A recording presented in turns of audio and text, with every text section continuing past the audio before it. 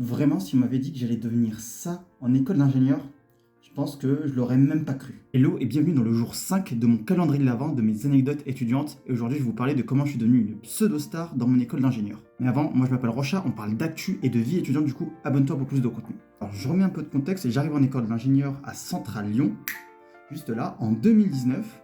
Et donc, moi, je viens d'une petite bourgade, on s'entend, j'habite à Nice et j'arrive à Lyon, donc c'est la première fois que je quitte le domicile familial et j'arrive en école d'ingénieur à Lyon, pas totalement dans notre zone de confort. Mais on a quand même cette excitation d'arriver en école d'ingénieur, de nouvelles associations, de nouveaux projets, c'est vachement stimulant. Moi, j'avais pas trop d'idées sur quelle association j'allais faire et qu'est-ce que j'allais faire plus tard. Je sais pas, je suis toujours un peu perdu parce que tout est trop grand, tout est tout nouveau et c'est vraiment le bazar de ma tête. En fait, tout s'est résolu un peu plus tard, en début d'année, où j'ai candidaté pour le BDE, où je suis devenu secrétaire général du BDE, donc plus ou moins le référent des premières années des écoles d'ingénieurs pour mon école. Trop bien, c'est juste trop bien. Franchement, c'était hyper épanouissant, je gérais la logistique, c'était vachement cool de se sentir investi d'une certaine responsabilité, d'avoir un rôle assez prépondérant. Et en vrai, je vais pas mentir que j'étais quand même pas mal connu sur le campus, vraiment j'étais connu comme le loup blanc. Et c'était trop bien de pouvoir discuter avec des élèves, de pouvoir un petit peu m'ouvrir aux autres. Déjà, donc, je connaissais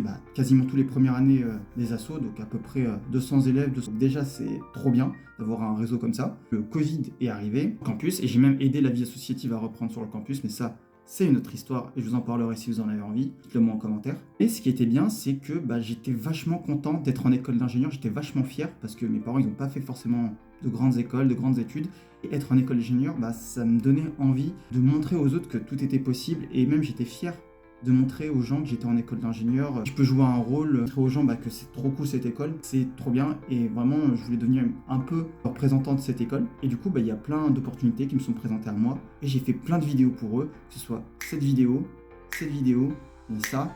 Et même, on peut me voir un instant à la remise de diplôme ici. Je dirais pas l'égérie parce que c'est vraiment trop exagéré, mais un des visages marquants de l'école parce que j'y ai même travaillé. Ça aussi, ce sera une autre anecdote.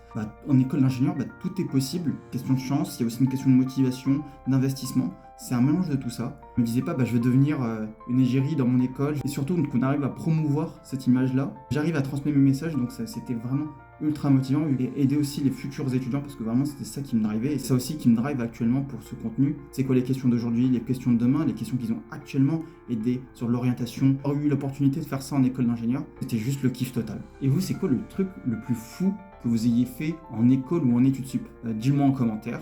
Et à plus!